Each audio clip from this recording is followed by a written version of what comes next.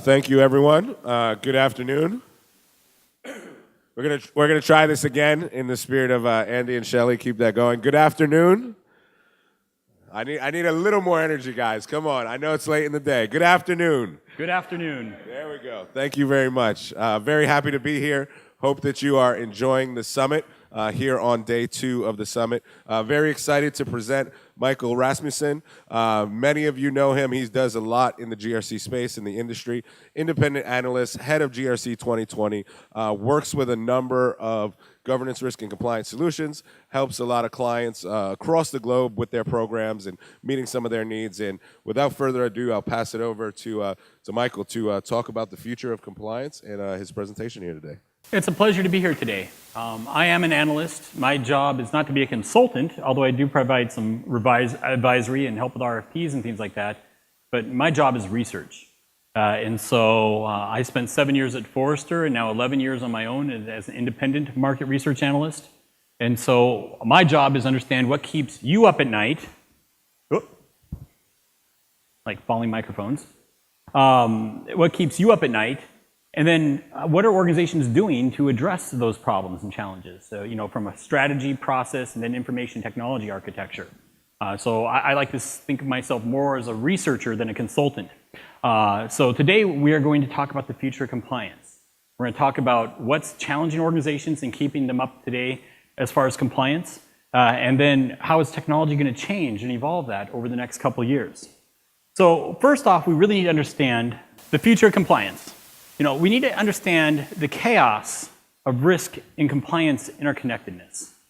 You know, it's the theory of the butterfly's wings, what we call chaos theory. The theory that a butterfly's wings in the Netherlands, let's say, makes tiny atmospheric changes that influence the development and path of a hurricane in the Gulf of Mexico. It's those little unforeseen things that cause our compliance failures and exposures. I often use the story of the Titanic here to illustrate this. Captain E.J. Smith of the Titanic said, "Never in all history have we harnessed such formidable technology. Every scientific advancement known to man has been incorporated into its design. The operational controls are sound and foolproof." Yet the Titanic sank on its maiden voyage. In fact, the front page of the newspaper said the Titanic was unsinkable. Again, it sank on its maiden voyage. What went wrong? Well, he had overconfidence in the ship's design. How often do we have that in our organizations from compliance? We hire good people. You know, we don't need compliance. You know, overconfidence. There was external environmental factors bearing down on the Titanic. We work in environments with external factors as well. External risk environments that bear pressure on us, changing technology, the Internet of Things, where the refrigerator in the break room now could be the next security breach. You know, it's that interconnectedness of risk, and there's an external environment, how technology changes, our markets change, the regulations change, and all that impacts us. The Titanic had external environmental factors bearing down on it. Happens in 1912, there's already climate change. And the northern Arctic ice shelf is breaking up and icebergs are coming further into the Atlantic. Not only that, the tidal moon poles of January, February, March 1912 were of a stronger nature, bringing those icebergs into the shipping lanes, creating more hazards of icebergs than were normally there in the shipping lanes. Health and safety compliance risks, or just health and safety risks. The Titanic was compliant with health and safety laws of its day, to my knowledge, and the incident changed some of those laws. But you do the math, and there wasn't the proper number of life preservers and lifeboats for the passengers on board. It didn't add up. There was overconfidence in ship's design, I said. They also tell us that the size of the propeller and size of the rudder were undersized for the massive size of the ship. How often are we venturing forward with our business strategy and we don't have enough capital reserves in place if something goes wrong and the organization fails? Third-party risks, third-party compliance issues. GDPR comes front of mind to a lot of us now in the room and thinking about the third-party relationships. Over half of data breaches come from some type of third-party breach of the data. That's significant. You know, I spent a couple hours on the phone last night because all of a sudden I got an email into my inbox that my address just changed on my credit card. Somehow I moved to Mississippi last night. I didn't know that. And I had to address that and like call TransUnion because somebody had called in to Capital One and said, I'm Michael Rasmussen, and here's my social security number and date of birth, and here's my address, and all this stuff, getting information on my account, and they're able to validate themselves. And so I'm now a victim of identity theft, and had to call TransUnion and all that, and spent time last night dealing with that. The third-party risk is somebody's third-party data breach, whether it was the Equifax breach or something else that compromised that information. I have yet to find out. But that's significant. But Titanic had third-party compliance and risk issues. The iron ore used in the rivets to hold the very seams of the ship together was of a brittle and inferior quality. Then we've talked a lot about the 3 lines of defense at this conference. I've heard several sessions that have referenced that. That third line being the audit and assurance function. The second line being the risk and compliance managers. And that first line being, well, typically it's defined as the managers, but I say it's the frontline employees all the way to the first line out there of defense. But that second line of defense, Titanic had compliance and risk oversight personnel. And they had high-tech technology of the day called binoculars. But the binoculars were locked away in a cabinet. And the crew member that had the key to the cabinet was assigned duty to another ship right before it set sail and took the keys with them. They didn't have access to the technology. How often do we have good technology for compliance, but it's locked away and not being used properly, not being leveraged? Furthermore, talk about ignorance. How many of us are saying, GDPR, shut up, I'm tired of hearing about it. There's probably a lot of our executives that are saying, shut up, I'm tired of hearing about GDPR. The Titanic was getting telegraphs from other ships saying, warnings, icebergs in the area. One of the responses back from the Titanic was, shut up, we're tired of hearing about it. Literally, the ignorance, compliance ignorance. Then the Titanic was heading towards an iceberg. It was designed to stay afloat with 4 compartments flooded. If it would have hit it dead on, only 2 compartments would have flooded. When it decided to steer and hit it on the side of the ship, 6 compartments flooded and the ocean waters flooded in. Furthermore, the ship's sinking, and they're sending off flares up into the sky. Some of the ships in the area said, the Titanic's lighting off fireworks to celebrate. I just heard that one a couple weeks ago. That's significant. The whole point here is your business is a Titanic. There's lots of points of possible failure and exposure for compliance and risk in other areas. We're here specifically focused on the compliance aspect. But the problem is, we might have a chief ethics and compliance officer. I've met many of them, but I have not found a chief ethics and compliance officer that's really responsible for all of compliance. Not one. You've got the Chief Ethics and Compliance Office focused on antitrust, anti-bribery and corruption, code of conduct, conflicts of interest, those type of big picture compliance issues. You've got HR compliance focused on, the big topic of the day being harassment, as well as discrimination and things like that. You've got IT compliance and GDPR. You've got quality compliance, environmental compliance, health and safety compliance. Lots of departments of compliance. And many of these compliance departments are going out in scattered directions trying to address this in different ways. Nobody sees the big picture of the interconnectedness of risk, controls, compliance. And we need to address that. And this interconnectedness goes in many different directions. We're dealing with a lot of regulatory regimes and regulatory change right now. But the way some laws in different countries address regulations is completely different paradigms. In the US, we have a prescriptive approach to regulations. Tell me what I have to do. Give me the checklist, and I want my get-out-of-jail-free card. That's our approach to compliance. In the EU, part of the EU Better Regulatory Commission, actually started in the UK FSA years ago, you have the principles or outcome-based compliance. And that's what GDPR is. And the GDPR questions I'm getting from US firms are very different from EU firms, because the US firms, what do I have to do? Tell me what I have to do. And it's like, well, the regulation isn't very specific on how you protect that data. You have to have a data protection officer, you have to map your data flows. If you have a breach, you have 72 hours to report it. Those type of things. But it tells you how to protect that data, but it doesn't tell you how. Because the EU is a better regulatory principle, outcome-based approach to compliance. It's like, this is what the outcome is. You have to protect that data. How you do it might be different than how you do it, might be different than how you do it. But the outcome has to be the same. And if you have an issue, we'll tell you if it was acceptable or not. It's that outcome or principles-based compliance.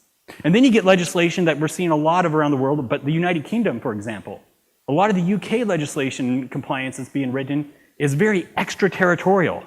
If you have any presence in the United Kingdom, you have to do this, this, and this, and you can get fined this. You think of the UK Modern Slavery Act. If you're doing basically 37 million pounds in revenue, roughly, it's 36 or 37 million, you've got to document what you're doing to address human rights and slavery across your business and supply chain and report on that. It doesn't matter if it's 10 million in the UK, 5 million in the UK. If you just globally, if you're doing this and you have any footprint in the UK, you have to address human rights and slavery across your business and report on it. We're seeing lots and lots of regulations as extraterritorial now and going broad. It's that interconnectedness of geographies, interconnectedness of risks and compliance and controls. It means organizations have to be at the top of their game and be able to manage this because you operate in an interconnected risk environment and your business is very much like the Titanic. So Leonardo da Vinci said, realize that everything connects to everything else. We have to be able to see these interconnections and relationships. And we have to have some type of strategy, process, information technology architecture that helps us see these relationships, analyze them, and address them before they become a big issue like the sinking Titanic. So the biggest challenge impacting compliance programs is change. Lots and lots of change. Legal and regulatory change, changing laws, rules, regulations, enforcement actions, administrative notices, decisions of rulemaking. All these impact organizations.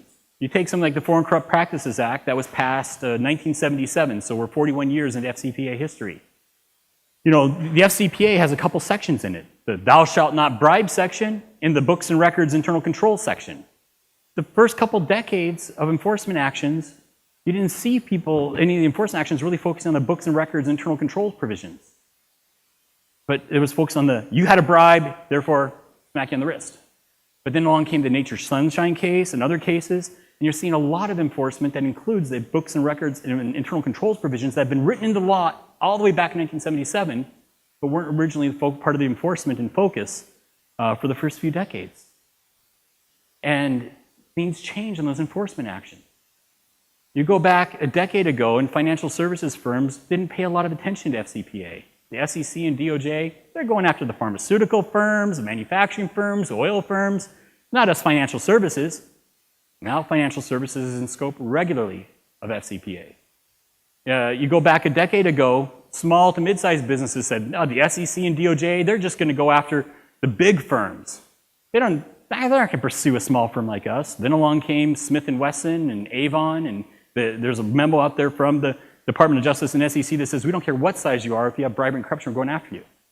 But it's not just bribery and corruption. You take something like HIPAA. That was passed in 1996. I was an IT security consultant in 1996 in Chicago. And I was telling all the hospitals, you have to be HIPAA compliant. And they looked at me at blank stares, right? It wasn't until 2006 when HIPAA started to have enforcement and teeth on the privacy piece that hospitals started taking HIPAA seriously. Enforcement changes. So we not only have to monitor the new laws and regulations, but how enforcement's changing. We have to monitor the risk environment, market forces, geopolitical risk, competitive forces, industry, society, and technology shifts and demands. You know, over a decade ago, we were dealing with shifts in technology on social media. We had to define social media policies. How do employees use LinkedIn and Twitter and Facebook and stuff with work purposes? Then, 5 years ago, we were dealing with bring your own device policies. Because all of a sudden, everybody's got tablets and smartphones for their personal use, and they want to use them for business use. Now we have to deal with the Internet of Things, where the microwave and refrigerator in the break room become our next exposure. That's significant. And that interconnectedness of risk in business relationships. You look at the Target breach, credit card breach. Millions of credit card numbers stolen. The doorway into that was an HVAC vendor. A heating and air conditioning vendor had a connection to the Target network for environmental monitoring. A hacker broke into the heating and air conditioning vendor and compromised point-of-sale systems across Target, stealing millions of credit card numbers.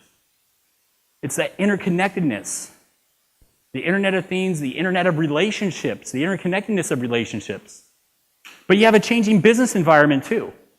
You can devote a ton of resources to regulatory change. You might be extremely knowledgeable on all the changes in laws, rules, regulations, and enforcement actions. But does that make you compliant?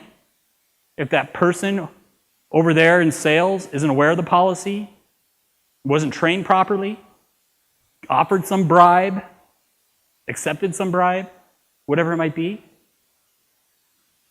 It doesn't. You have to stay on top of a changing business environment too. Changing strategy and processes, changing technology, changing employees. Did they read the code of conduct? Did they attest to the code of conduct? Did that new employee that entered that new department and moved from the old department, are they aware of the policies and are they trained properly in that new department? We have to keep up with this changing business environment. Then mergers and acquisitions come along and completely confound things. I know of one hospital chain here in the US that over the last 20 years, they've acquired 28 hospitals and now have 18,000 policy and procedure documents. You know, that's a lot for compliance to manage. You know, now they're trying to harmonize all that. And keeping all this change in sync is the challenge.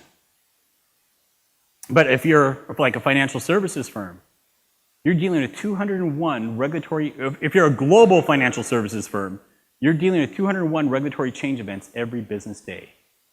Every business day, Monday, Tuesday, Wednesday, Thursday, Friday, you're on average dealing with 201 regulatory change events every business day around the world impacting financial services. That's significant. Lots and lots of legal and regulatory change in financial services, but in other areas. And again, the scope of some of these things are significant. You take the United Kingdom's senior managers regime. That's significant. It impacts 60,000 financial services firms in the United Kingdom. And it puts personal liability and exposure on senior executives and directors for risk and compliance failures. That's significant. In fact, the first enforcement action was against Barclays CEO, £640,000 that the CEO had to personally pay and the company cannot repay him back for it. £640,000, over $1 million US. That's a big fine on an individual basis. UK senior managers regime. But now, in Australia, the Royal Banking Commission in Australia, we're going to see something very similar come out of that with the whole money laundering issue with Commonwealth Bank last year. You know, lots and lots of legal and regulatory change impacting financial services, but also other industries. But a way a lot of organizations address compliance is like Hercules battling the Hydra. Hercules had many battles to fight, one being the multi-headed dragon, the Hydra. You cut off one of its heads, and multiple heads grow up in its place. That's trying to manage compliance in documents, spreadsheets, and emails. And it's a recipe for disaster and failure. In fact, one mid-sized regional bank I talked to said they went with the GRC strategy for software because the Federal Reserve came in and said, you're not going to pass your next regulatory exam if you continue to manage compliance in documents, spreadsheets, and emails. You can create anything fictitious in a document, spreadsheet, and email. I can create a beautiful record of compliance assessments and what was done and stuff, and it can be completely fictitious. We want to see what was assessed, on what date and time, by who it was assessed. If somebody came back a week or two later and changed that assessment, we want to see date, timestamp, record of what was changed, who changed it.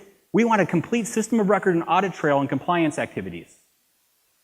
Documents, spreadsheets, and emails do not get you there.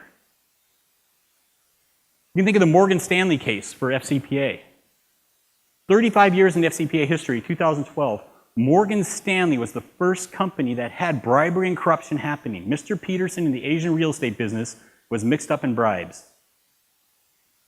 First time that we know of that the company that had bribery and corruption happening was not prosecuted. They just went after the individual. And you can go out to the Department of Justice website and read a memo out there that's out there publicly in the website praising Morgan Stanley's compliance program. How Morgan Stanley had policies to address bribery and corruption. Morgan Stanley's policies were maintained as risk change, regulations change, as the business change. Morgan Stanley can tell us just how many times policies were communicated to Mr. Peterson, other groups of personnel, how oftentimes they attested to it, were trained on it, how transactions were monitored, and due diligence done in third-party relationships, a documented system of record and audit trail. You need to have that. But a lot of compliance programs are struggling. They're struggling trying to manage documents, spreadsheets, and emails by the thousands. I think of the Winchester Mystery House in San Jose, California. The sprawling mansion built in the 1800s. There's just a movie on this. I didn't see it myself. but it was built by the heiress of the Winchester fortune. It cost $5.5 million to build in the 1800s. That's one expensive house today. It took 38 years to build, had 147 different builders, had no design, no blueprint, no architect, but 147 different builders. Now it has 10,000 windows, it's got doorways that open to walls, staircases that go up or down to nowhere, skylights that are in floors instead of ceilings. It doesn't make sense. But in your business, that's compliance. You've got all these different departments of compliance. Corporate compliance and ethics, IT compliance, HR compliance, quality compliance, health and safety compliance, environmental compliance. All these different departments of compliance doing things their different ways. So over the last 38 years, you've had 147 different builders of compliance doing their little pieces of the kingdom without stepping back and saying, how can we design this? How can we approach this? I can think of one large computer manufacturer. They went in a strategy for what I call federated compliance in GRC. And they had 4 different compliance functions say, how can we cooperate? We're not trying to consolidate, but how can we cooperate? You've got corporate compliance and ethics in charge of anti-bribery, anti-corruption, antitrust. You've got the Government Procurement Contracting Office, the Import-Export Compliance Office, and the SOX Internal Controls Compliance Office. And one of the first things they came up with is policy management. We each have a different policy portal. So that's 4 policy portals just between these different departments. Each policy portal has a different policy template. So policies look different in each of these portals. And they each had a role responsible for keeping policies current and managing them. They said, why can't we approach this where we have one policy portal, one template, and so anybody that looks at a policy can recognize it's a policy just by the template it's in, and one role to keep them current and managed. Trying to get away from the Winchester Mystery House type scenario. So organizations are telling me that they find an inability to gain a clear view of information interdependencies for compliance. There's a high cost of consolidating compliance information. One financial services firm I was helping out with their GRC RFP said that they did an internal study and found that 80% of their compliance and risk resources was nothing more than document reconcilers. 80% of their staff time was trying to manage hundreds to thousands of documents, spreadsheets, and emails and build reports on that. In fact, another company in the compliance department, and just managing cases, incidents, cases, investigations, they spent 200 FTE hours building an end-of-year report on all the cases, investigations, case types, metrics, and stuff to go to the board. 200 FTE hours, because they had to go through all the documents for each case, cut and paste things, and put it in the report. That's a lot of time. It now takes them less than 5 minutes. That's significant. High cost of consolidating information and manual processes of documents, spreadsheets, and emails. Difficulty maintaining accurate information. Failing to trend across different assessment periods because everything's wrapped up in the current period and we can't even see how we're doing relative to the previous periods. Redundant approaches that limit correlation, comparison, aggregation, and integration of information, and lack of agility to respond to a changing business environment. These are the significant challenges we're facing. Whoops. What do I do now? The back button doesn't work on the remote, and I got trigger happy. So, a brief summary of the drivers and the trends coming from these drivers. That was right, the next slide there. We're dealing with a lot of regulatory change and enforcement actions. We need evidence of compliance, that system of record and audit trail of compliance. Scattered approaches in different departments that aren't working together. And the more and more we're seeing the role of compliance become its own role in the organization. Historically, corporate compliance and ethics is buried under legal. But then you had the Pfizer Corporate Integrity Agreement and a lot of consent decrees, non-prosecution agreements, and things since then. And now you have this big push to get compliance outside of legal. And in some firms, like a large consumer packaged goods firm, they have legal compliance under legal that interprets laws and regulations, but they have operational compliance outside of legal responsible for the day-to-day operations of compliance and assuring compliance. Now, I know compliance departments that work well under legal, so I'm not trying to attack that. But the theory here goes is that legal has the duty to deny and protect. Compliance has the duty to discover and fix. These are at odds with each other in the idealistic world.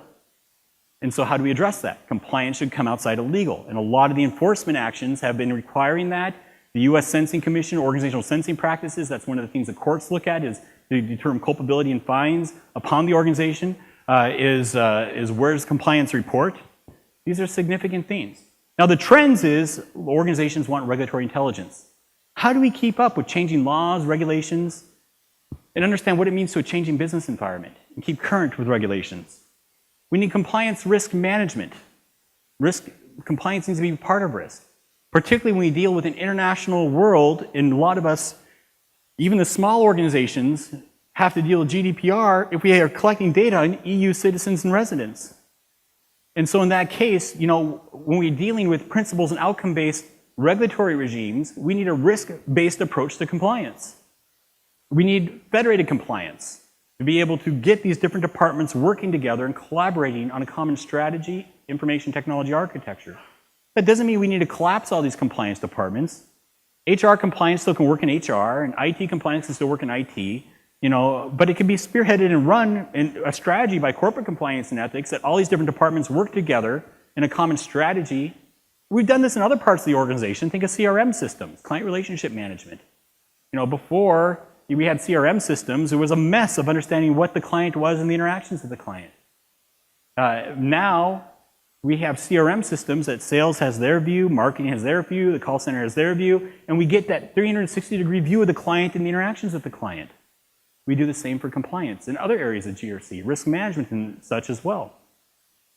And then compliance platform and architecture, because we need to interconnect with other systems. We need to integrate. If we're doing policy management for, like one RFP I just worked on is for 160,000 employees in 8 different languages, how can we integrate our policy management systems with our HR systems? So that when there's a new employee that comes in, we can identify that new employee and send the policy and tasks and training off to that employee to complete. Or if that employee just moved from the sales department to the accounting department, we can pick up that role change and send them, here's the policies you need to be aware of in this new role you're in, and tasks. Integration, we'll talk more about integration in a few slides. But we also need that compliance time machine. When we have a regulatory enforcement action, the regulator is not necessarily concerned about or it could be opposing counsel in a lawsuit or anything else. What you look like today, what was compliance 2 years ago when you had that fraud happen, that money laundering, that bribe and corruption, that harassment? That's one of the big topics of today, the Me Too. The harassment piece of it.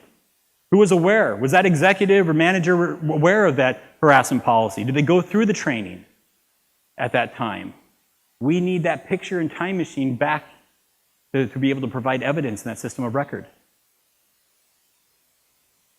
So the organization needs to be able to see the tree as well as the forest, that individual area of compliance and the interconnectedness of compliance. And not only the interconnectedness of compliance itself, but the interconnectedness of compliance of the risks and controls in these different areas. We need to have that layers of defense. Again, the 3 lines of defense. We've heard about it several times at this conference and over the last several years. This is something else that was started in the EU and is propagated around the world, and it's become quite popular. One of my most popular blog entries last year was on the 3 lines of defense. That 3rd line being the audit and assurance function. The 2nd line being the risk compliance internal control professionals. The 1st line of defense is where I have a difference with a lot of people.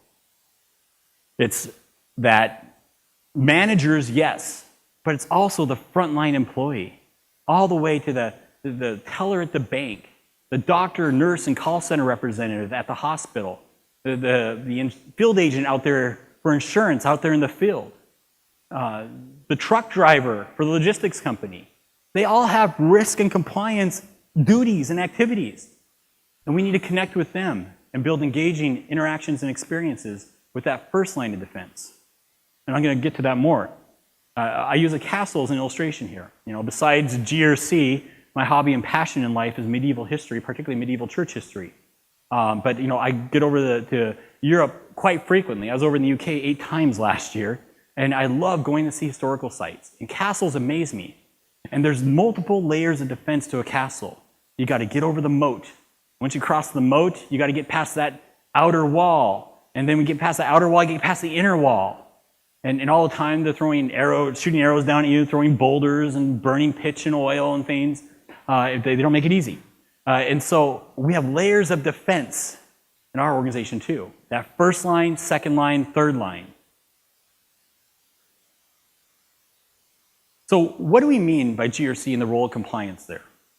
GRC, by the official definition, now I've been referred to as the father of GRC because back in a snowy day in the Forrester office back in February 2002, I defined a model to market for technology and labeled it GRC, Governance, Risk Management, Compliance, being the first to use that acronym.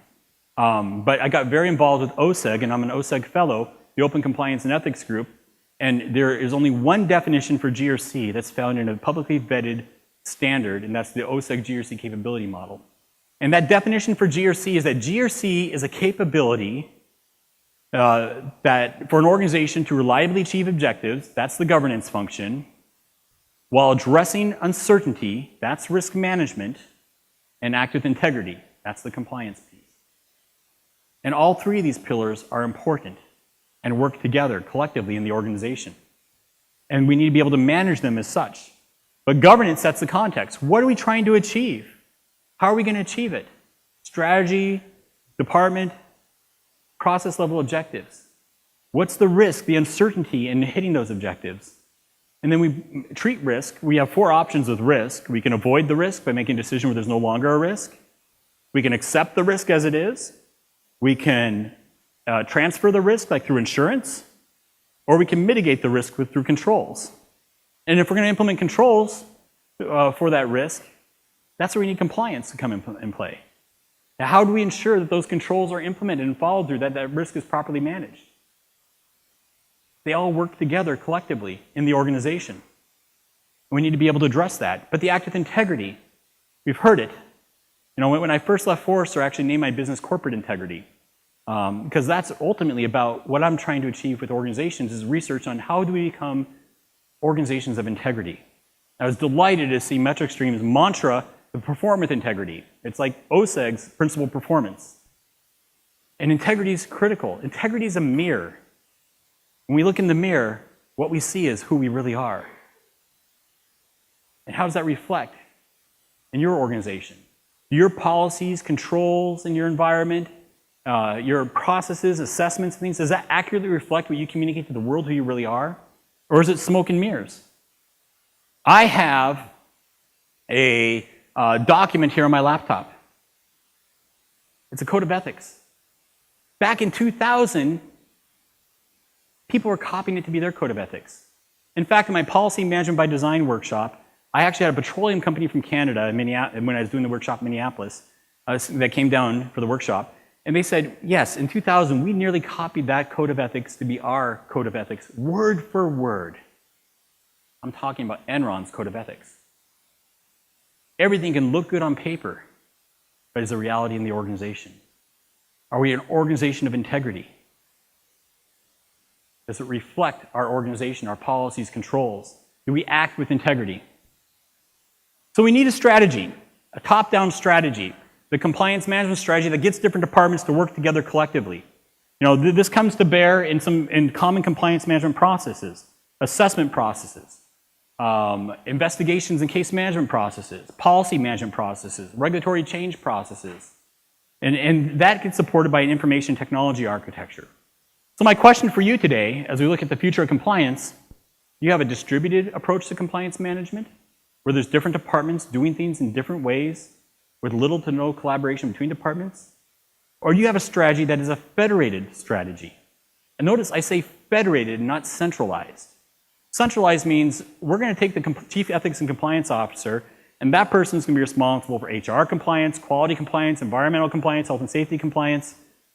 And that person's not necessarily the domain experts in all those areas. What I'm saying is that Chief Ethics and Compliance Officer can become the overall quarterback of the team, but there's a lot of different departments that represent the team members. Federated. Just like the 50 US states come together to form the US federal government. It's federated. How do we get the different departments and silos of compliance to work together, collaborate, and share common processes and an information technology architecture?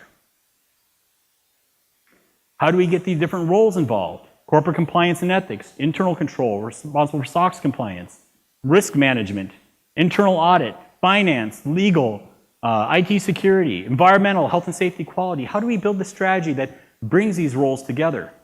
And from there, form some type of committee and charter and says, this is our mission for a federated compliance in our organization. Now, you can take this a broader step to federated GRC as well, which is just a broader perspective, or federated risk management, federated third-party management, all these different, this philosophy applies at all these different levels. And what's the proper accountability and reporting? You know, the board of directors has fiduciary obligations for compliance. This is in the Stone versus Ritter decision and subsequent decisions and enforcement actions. They have fiduciary obligations to ensure that the organization is compliant with laws and regulations. What type of reports do we need to provide the board of directors to show that compliance is being managed? And in financial services, like in the UK, this is becoming a big concern to the UK senior managers regime.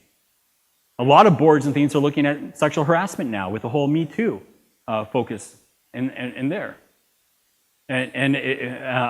Lots of different accountability reporting that has to happen to other stakeholders and regulators as well. Who are the different groups and roles involved? The different projects and processes and reporting responsibilities and overall portal. How do we take in a lot of distributed and disconnected risk and compliance information, integrate this, understand relationships so that regulatory change comes in? What does that mean for me reviewing my policies? What policies need to be reviewed, or training programs? What's the interconnectedness of all this risk and exposure, and how do we address that? All this becomes critical. And be able to understand those relationships and build out action items. Regulatory intelligence.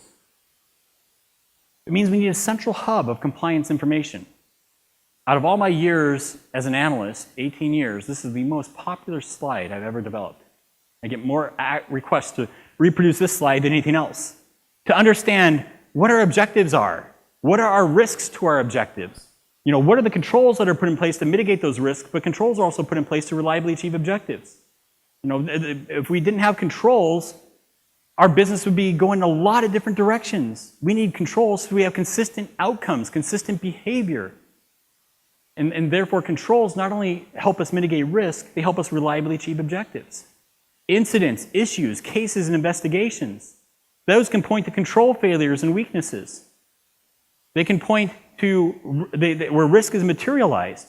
How often are we doing a risk assessment and we do our risk heat maps, and I can go on a whole tirade about risk heat maps and how they're often inadequate, but how often are we doing our risk heat maps and likelihood and impact, and we're just guessing? We don't have a good history of the losses and incidents and issues and cases investigation where risk is materialized to give us objective information on where our risks should be plotted in our heat map. Issues and incidents might indicate where we're going to fail objectives. Who's the risk owner? Who's the control owner? Who's managing that investigation?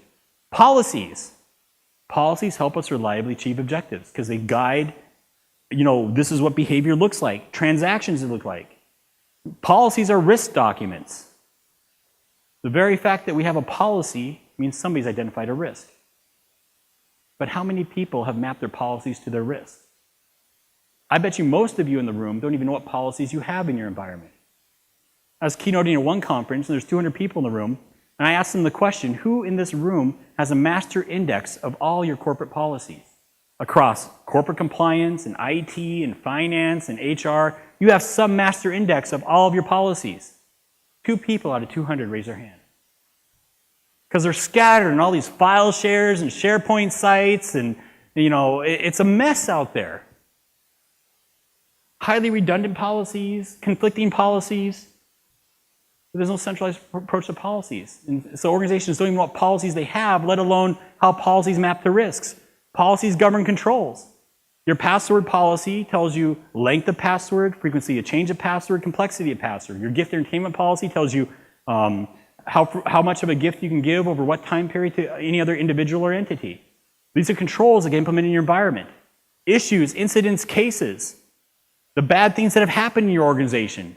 Can you go back and say, this policy, the harassment policy, or whatever it might be, how many times have we had cases on this in this last year?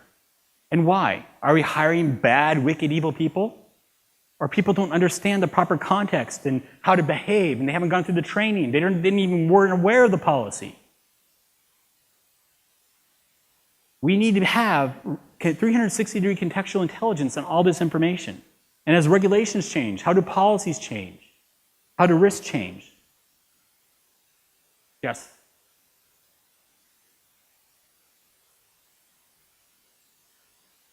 It can be both. There's a lot of times we have a policy, but people aren't even aware there's a policy. Or the manager says that doesn't apply to us. And I've even seen one financial services organization, they had an anti-money laundering policy. One of their divisions didn't like it and cut and pasted, what they didn't like out of it and put it in what they wanted in, and they had a completely rogue policy. And you have I have a whole day workshop on policies. This is my specialty and like my soapbox. But I had, where was I going to go with this? I just lost my train of thought. A large retailer. They're focused on enterprise policy management strategy right now because they are concerned that any store manager can open up a word processor and write a policy and call it a policy. And if it communicates a policy, that puts a legal liability and duty of care upon the organization. And so they're trying to say, if it's a policy, it'll be found in this system and this system only. If you find anybody saying there's a policy that's not in this system, we want you to report it. And that's significant. And then policies are poorly written. I was reviewing one supply chain code of conduct. And this code of conduct was written in the passive voice and not the active voice. And so right off, this is going to an international audience with thousands of suppliers, tens of thousands of suppliers. It was being communicated in English, and right off the bat, we're writing it in a way that makes it harder to read, just by our writing style, writing in the passive voice, not the active voice. And it was filled with complex words and long paragraphs. And my middle son has struggled in school. He's doing great now. He's 23 and out of college and doing great. And he really learned a lot in school. And my wife spent a lot of time with him, but he had dyslexia. And when I first developed my policy by design workshop a decade ago, I said, tell me what this says. And I gave him a long document with no paragraphs. And he couldn't tell me. But I gave him the same exact text and broke it up with white space in between and little chunks, and he can completely tell me what it says. But what really got me about the supply chain code of conduct, and I'm really going down a rabbit trail now, is that the first paragraph says, company believes. The second paragraph says, company strongly believes. So we have different levels of belief in the code of conduct. Now, we read right past that as English readers, but this is going to an international audience that has English as a second language. They read every word, interpret it. Oh, second paragraph's more important than the first paragraph. That's not what it was trying to communicate. Yeah, so policies are my soapbox. But technology enables compliance for better management reporting, that audit trail and system of record, the workflow and tasks, collaboration, enforcement like managing policy exceptions and deviations, the integration into other environments like HR systems, to provide that system of record of what was communicated and assessed on what date and time. What happened? What were the sequence of events? Who attested? Who was trained? Provide that audit trail and system of record. Some of the surveys I do, one I did last fall on the value priorities. So I interviewed, surveyed, it was about 125 compliance officers. And the top 5 value priorities of which they want to achieve with compliance technology was regulatory compliance and defensibility. How do we check our check boxes and defend the organization that we did the best we could? Manage our complete compliance program with one platform was the second one. Align corporate goals and ethics and values. 4, frictionless employee engagement, engaging that first line of defense. And 5, integrating business-related information. Then the top 5 critical capabilities of an integrated compliance and ethics program that came out of that survey. Number 1, reporting. We're spending 80% of our staff time trying to consolidate and report. How do we flip that on its head? We're only 20% reporting. Second is policy management. Third was learning management. 4th was helpline and case management. And 5 was disclosure management. Top 6 features desired in compliance and ethics software. Dashboards and benchmarking. How are we doing?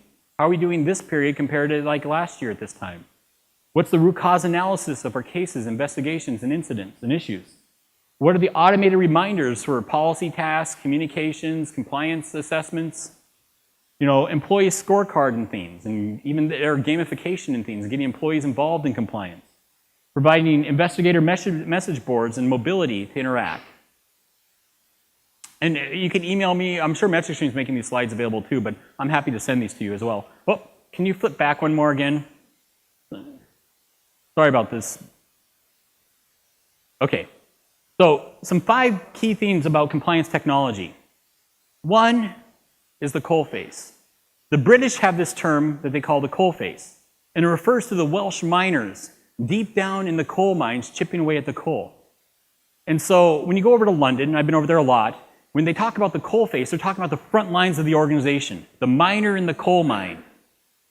We need to take compliance, not to the back office of compliance where it's been, but to the front office employees.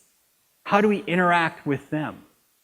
I'm interacting with a large food retailer, as well as a regular retailer and even a cruise line. How do we use tablet devices to be policy and training kiosks? Our employees don't have computers, like work computers. So how can we take an iPad or something and use that to engage the employees so that they can read the policy, go through their attestations, take the training? How do we engage that frontline employee? How do we provide collaboration and interaction on compliance so we can facilitate federated compliance and see the big picture? We have common investigation case management processes, common policy management processes, and leverage technology there. How can we operationalize compliance and integrate compliance across systems and processes so that we can integrate the HR system? When there's a new employee or somebody change roles, we can communicate the policies in that new role they're in. Or, I get this inquiry and interaction a lot. How can we,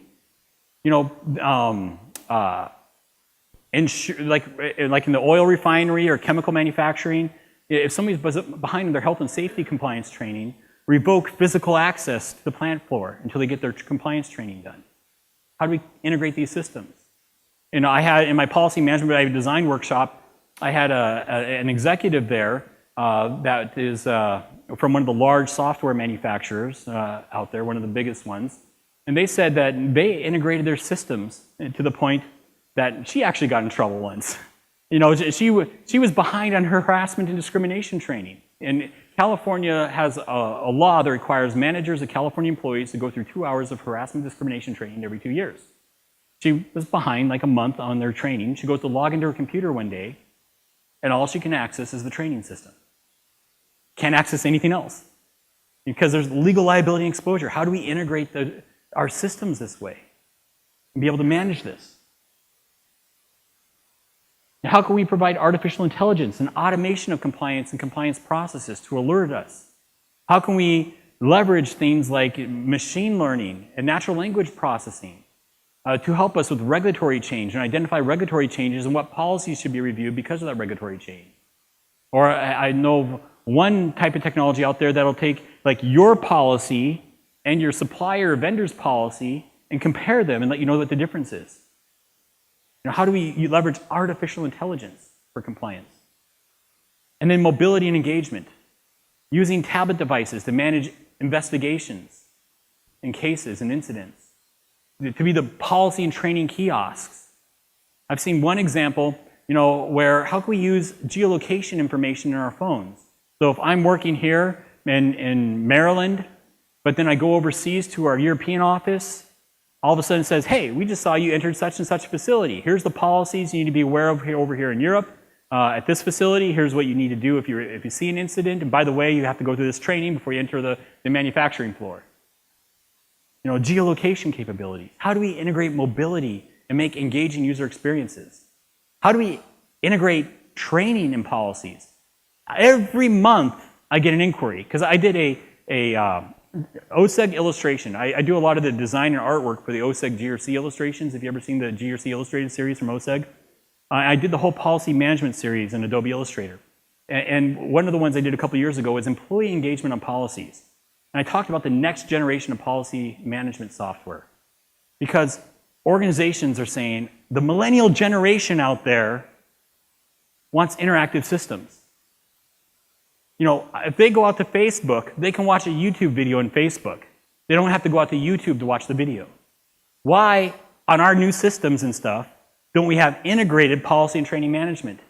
Why do they read the policy here and they got to click and go over to the training management system here? Why can't we provide that portal that delivers policies and training together?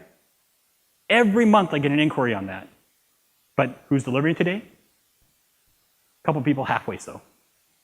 You know, how do we build gamification into things so that I have my corporate avatar, and if I read the policy, attest to the policy, go through the training, take some quiz and survey, I get my little ethical employee merit badge, my health and safety merit badge, my privacy merit badge. How do we enable gamification in these areas? So, maturing GRC, compliance culture through 360-degree contextual intelligence to gather all this information and manage it to help us become more aware of our environment. The different compliance processes and approaches allows us to be aligned in how we approach these processes and have a consistent environment that doesn't conflict with each other, to be more responsive, to address issues and contain them before they become bigger issues, to be agile in a changing regulatory and business environment that makes us more resilient and lean and efficient. So I do offer a complimentary inquiry if you have questions on technology and strategy in this area. I'm happy to have a phone call and email, as well as get engaged in other ways too.